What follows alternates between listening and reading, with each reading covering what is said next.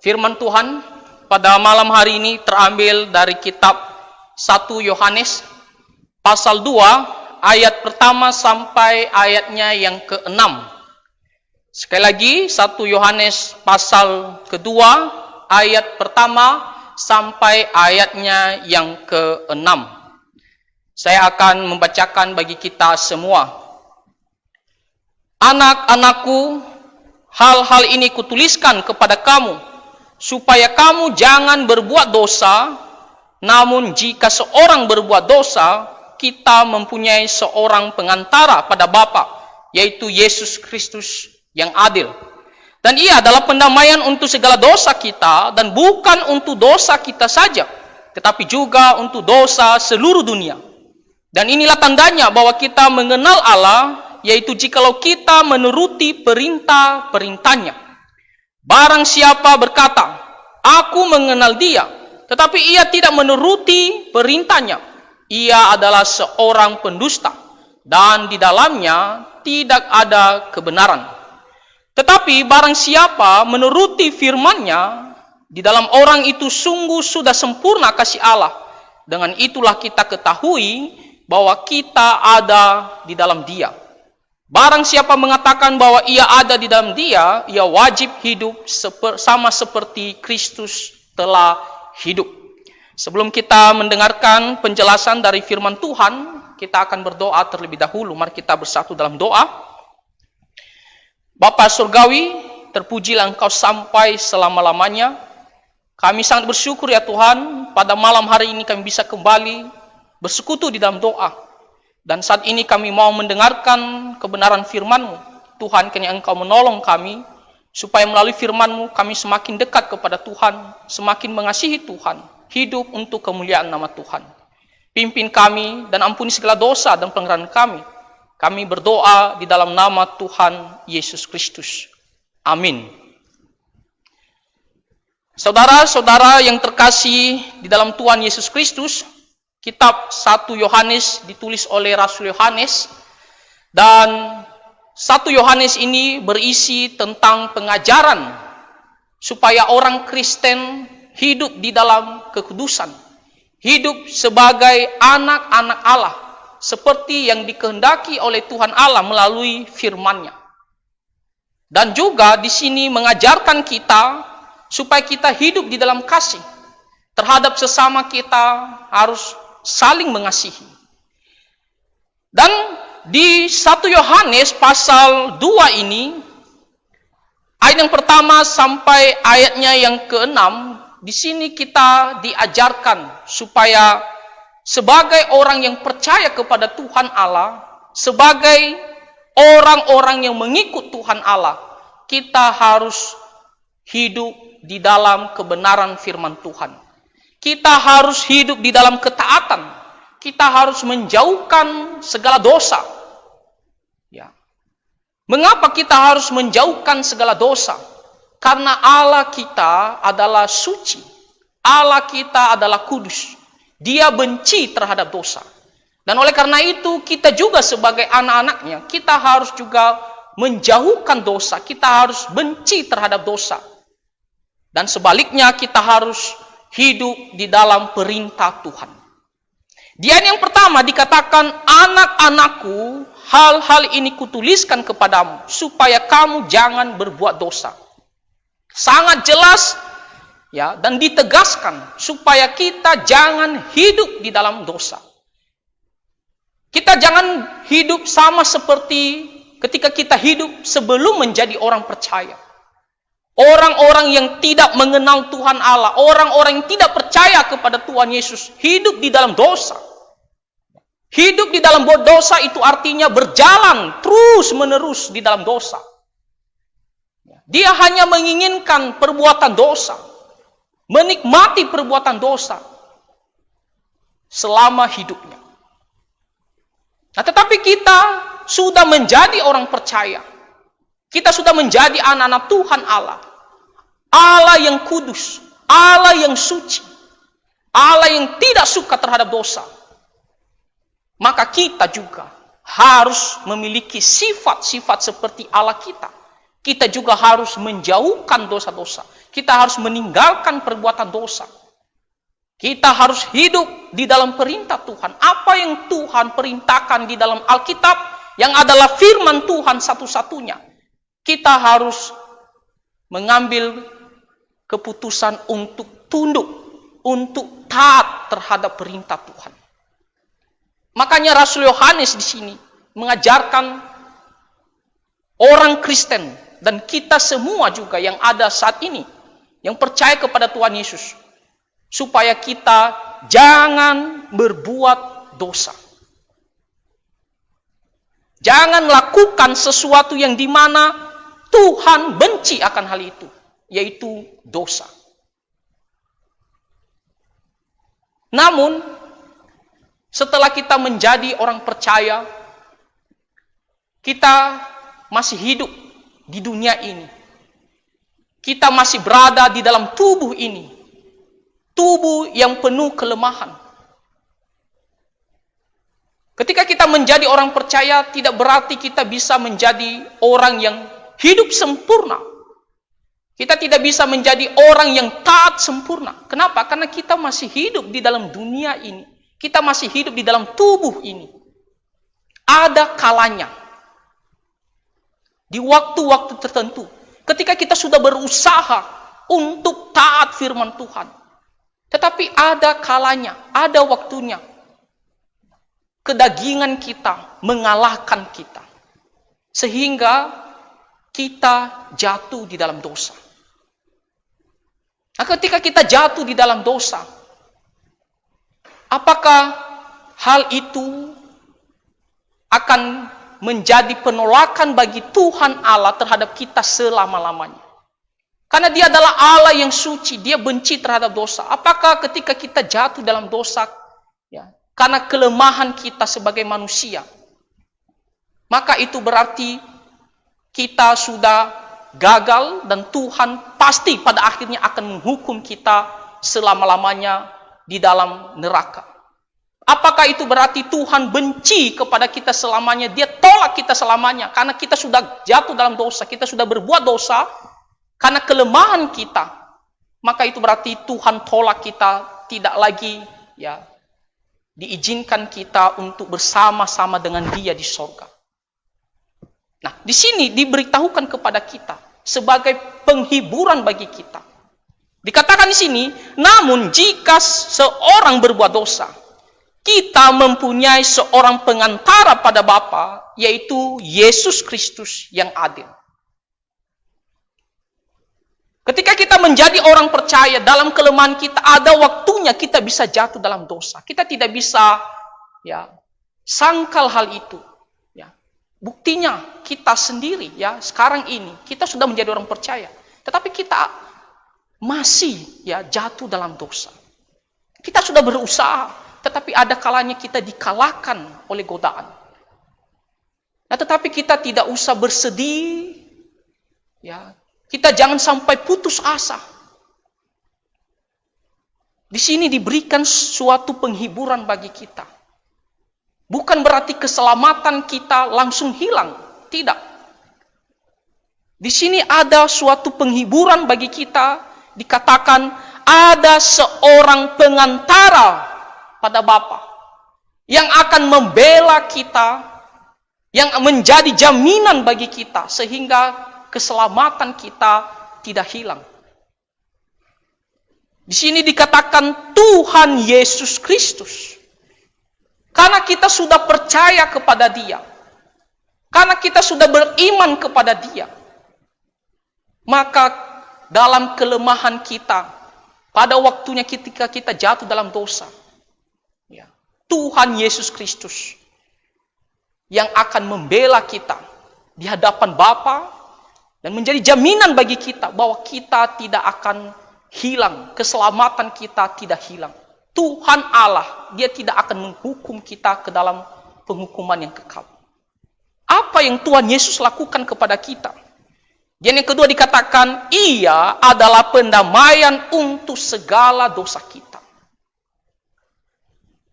Pendamaian, penebus dosa-dosa kita.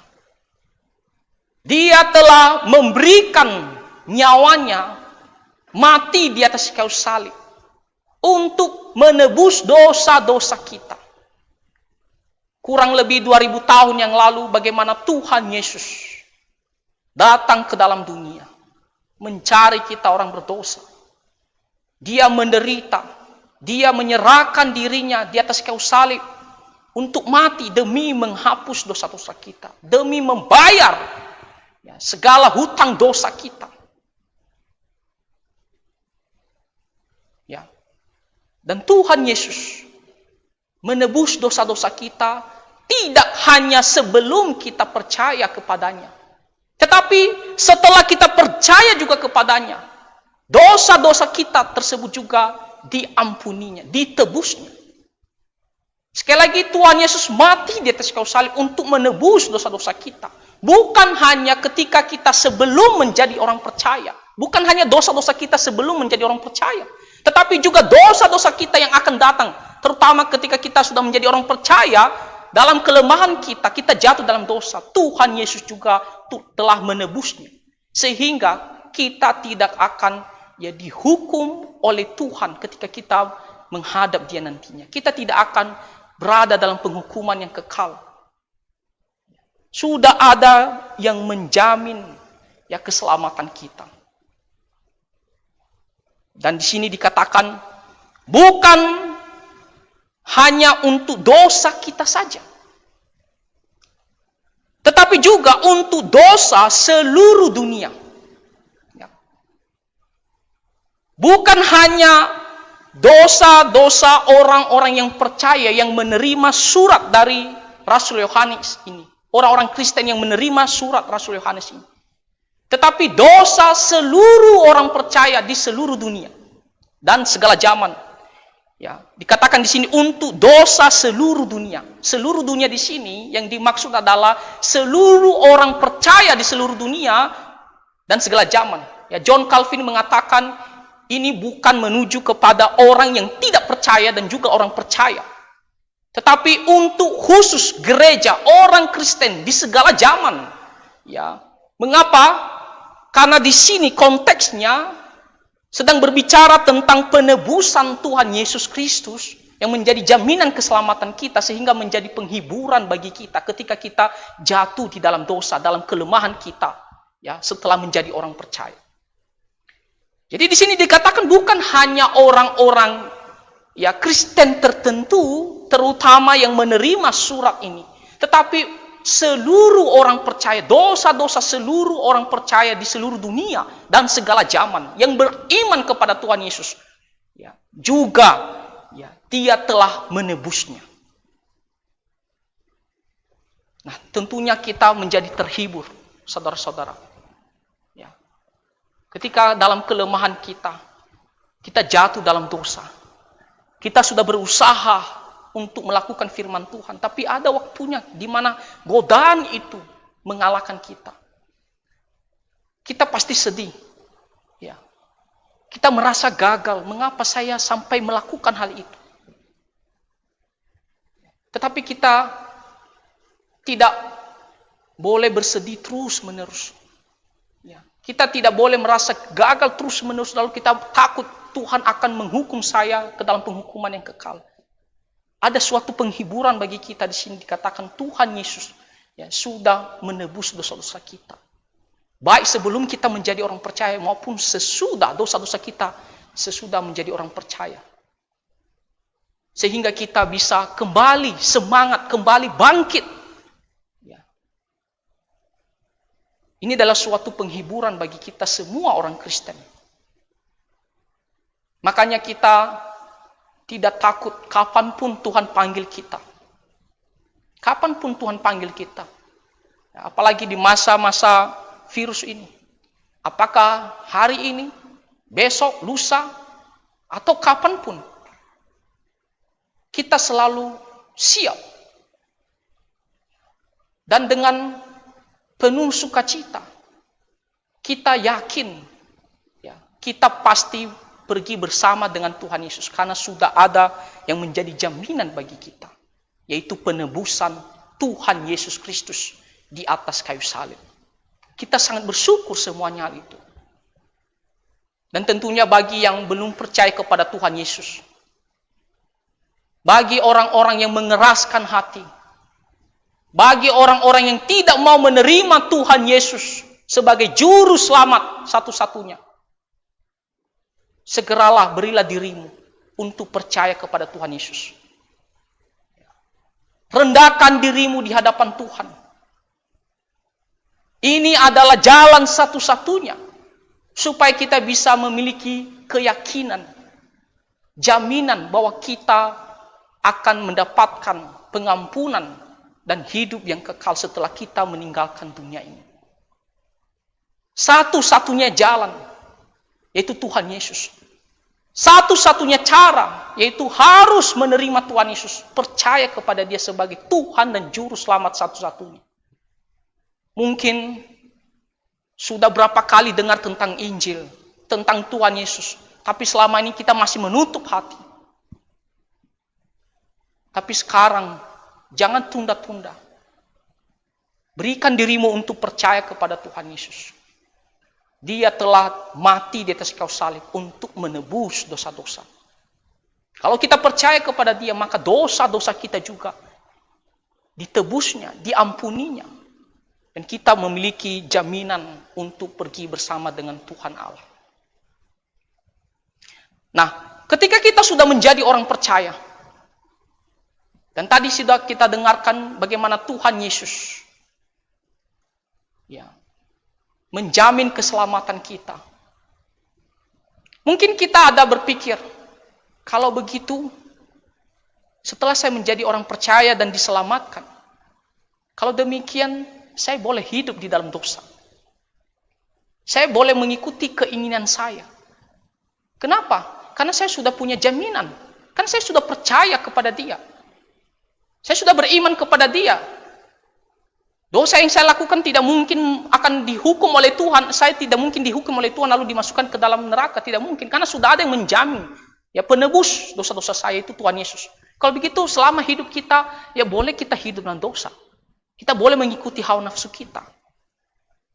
Kalau kita melihat ada orang-orang tertentu, bagaimana dia mengaku sebagai orang Kristen, orang yang percaya kepada Tuhan Yesus. Tapi kita melihat hidupnya justru tidak ada perubahan.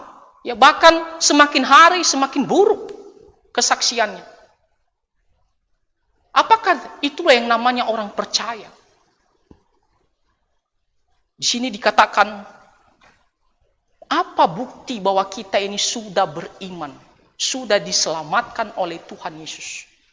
Apa tanda bahwa kita ini sudah mengenal Dia, sudah menjadi anak-anak Tuhan Allah? Nah, ini harus nampak dalam kehidupan kita orang Kristen. Percaya itu hanya suatu perkataan dan di dalam hati kita tidak ada yang tahu. Tapi bagaimana supaya kita mengetahui bahwa ini adalah orang percaya? Apa ciri-cirinya, apa buktinya, apa tandanya? Baik di hadapan Tuhan maupun di hadapan sesama kita. Apa tanda bahwa kita ini sudah menjadi anak-anak Tuhan Allah? Orang yang mengenal Dia. Dikatakan di sini, dan inilah tandanya bahwa kita mengenal Allah, yaitu jikalau kita menuruti perintah-perintahnya. Iman akan membuat kehendak kita tunduk terhadap perintah Tuhan. Itu adalah ciri orang percaya. Iman akan membuat kehendak kita tunduk, taat di bawah perintah Tuhan. Kalau kita sudah mengatakan saya mengenal Dia, saya sudah percaya kepada Dia, dan kita yakin bahwa hanya dengan percaya kita diselamatkan. Lalu apa buktinya? Buktinya adalah kita akan memberikan diri kita tunduk terhadap perintahnya. Kita akan melakukan perintahnya. Tidak mungkin kita mengatakan saya orang percaya tetapi tidak ada buktinya, tidak nampak dalam kehidupan kita sehari-hari perubahan hidup kita. Tanda bahwa kita sudah mengenal Dia, kita akan menuruti perintah-perintahnya. Kehendak kita akan tunduk di bawah perintah Tuhan dengan pertolongan Roh Kudus. Satu ayat yang sangat saya suka yang menceritakan tentang Abraham. Ya. Di kitab Ibrani pasal 11 ayatnya yang ke-8, satu kalimat yang menggambarkan bahwa orang percaya dalam kehidupannya pasti taat. Di sini dikatakan, karena iman Abraham taat. Setelah dia punya iman, percaya, maka apa yang Tuhan perintahkan dalam konteks ya ini, Tuhan menyuruh Abraham untuk pergi ke suatu negeri yang dimana dia tidak tahu, dia harus tinggalkan negerinya. Tapi karena Abraham percaya kepada Tuhan Allah, dia taat, ya, dia tunduk. Itulah ciri orang yang percaya, harus tunduk terhadap perintah Tuhan. Kalau kita selalu menentang, kita selalu melawan, kita selalu melanggar, itu artinya kita diragukan iman kita. Di Efesus pasal 2 dikatakan, tujuan panggilan kita juga adalah untuk melakukan pekerjaan yang baik, yang telah Tuhan siapkan. Ya. Tujuan panggilan kita juga hidup sesuai dengan kehendak Tuhan, melakukan apa yang berkenan kepada Tuhan. Di sini dikatakan, barang siapa berkata, aku mengenal dia, tetapi ia tidak menuruti perintahnya, ia adalah seorang pendusta, dan di dalamnya tidak ada kebenaran. Kalau ada orang mengatakan, oh saya sudah beriman, saya sudah percaya kepada Tuhan Yesus, ya, saya sudah mengenal dia dengan sungguh-sungguh, tetapi hidupnya tidak ada perubahan, baik sebelum dia mengaku menjadi orang percaya maupun sesudah. Bahkan kalau kita melihat kesaksiannya semakin memburuk. Firman Tuhan sendiri yang mengatakan, ya, ia adalah seorang pendusta. Di dalamnya tidak ada kebenaran. Ya, seorang pembohong. Seorang yang tidak berkata jujur. Karena kalau orang yang sudah mengenal Tuhan akan tunduk terhadap firman Tuhan. Ada yang kelima dikatakan, tetapi barang siapa menuruti firman-Nya, di dalam orang itu sungguh sudah sempurna kasih Allah.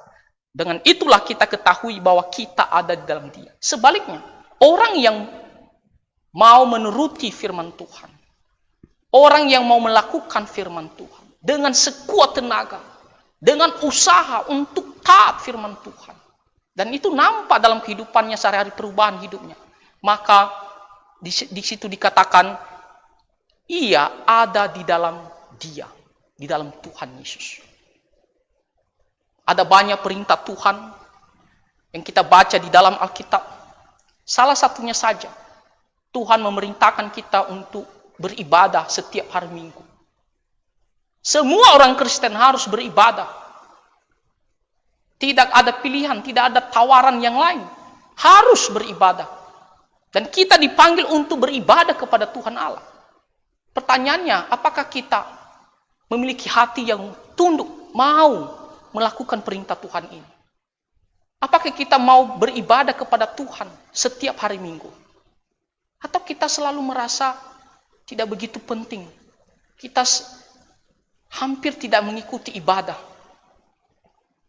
Ya. Yang lebih parahnya lagi, ada orang-orang tertentu, ya, khususnya di kampung saya, datang ke gereja, belum tentu beribadah, hanya datang ke gereja, itu 1 kali 1 tahun. Itu pun karena Natal. Karena ada acara. Datang ke gereja. Ataupun kalau anaknya dibaptis.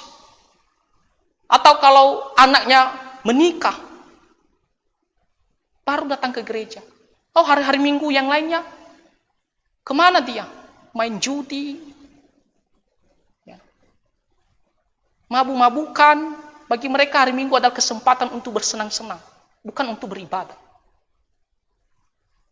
Bagaimana kita mengatakan saya mengenal Dia, kalau perintah Tuhan tidak ada dalam hati kita untuk mau tunduk, mau melakukan perintah Tuhan? Memang kita tidak bisa sempurna, tapi dengan pertolongan Roh Kudus kita akan ada perubahan. Ada hati untuk mau melakukan, dengan usaha mau taat firman Tuhan.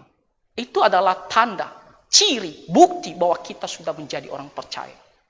Kita diselamatkan hanya dengan iman. Tetapi tanda bahwa kita sudah beriman dan diselamatkan adalah melalui ketaatan kita sehari-hari. Perubahan hidup kita sehari-hari. Yang keenam dikatakan, barang siapa mengatakan bahwa ia ada di dalam Dia, ia wajib hidup sama seperti Kristus telah hidup. Garis bawahi kata wajib. Harus hidup sama seperti Kristus.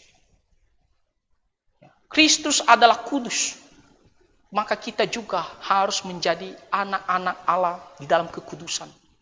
Tentunya kita tidak bisa langsung sempurna ketika kita menjadi orang percaya. Tetapi akan ada perubahan, pertumbuhan hari demi hari dengan pertolongan Roh Kudus. Ya. Tujuan yang kita gapai adalah kekudusan. Maka kita akan pelan-pelan bertumbuh menuju ke arah kekudusan. Nah, itu adalah tanda bahwa kita sudah menjadi orang percaya. Apa yang menjadi firman Tuhan bagi kita pada malam hari ini? Firman Tuhan pada malam hari ini mengajarkan kita, marilah kita selalu menjaga diri kita untuk hidup di dalam ketaatan firman Tuhan. Marilah kita menjaga diri kita, menjauhkan segala dosa. Ya. Terutama perintah Tuhan, ya salah satunya adalah beribadah kepada Tuhan. Marilah kita harus melakukan perintah ini, beribadah kepada Tuhan. Ya. Itulah yang Tuhan inginkan. Kita harus hidup di dalam kekudusan.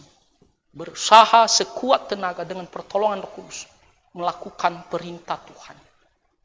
Nah, kiranya kita bisa mengerti firman Tuhan ini dan kita bisa melakukannya dalam kehidupan kita sehari-hari. Tuhan Yesus memberkati, mari kita bersatu di dalam doa. Bapa Surgawi, kami sangat bersyukur ya Tuhan, pada malam hari ini kami bisa mendengarkan kebenaran firman. Tolonglah kami supaya kami bisa hidup sebagai anak-anak Tuhan Allah. Kami taat, kami berusaha dengan sekuat tenaga dan dengan pertolongan Roh Kudus mau melakukan perintah Tuhan Allah kami. Terima kasih ya Tuhan, ampuni segala dosa dan pelanggaran kami. Kami berdoa di dalam nama Tuhan Yesus Kristus. Amin.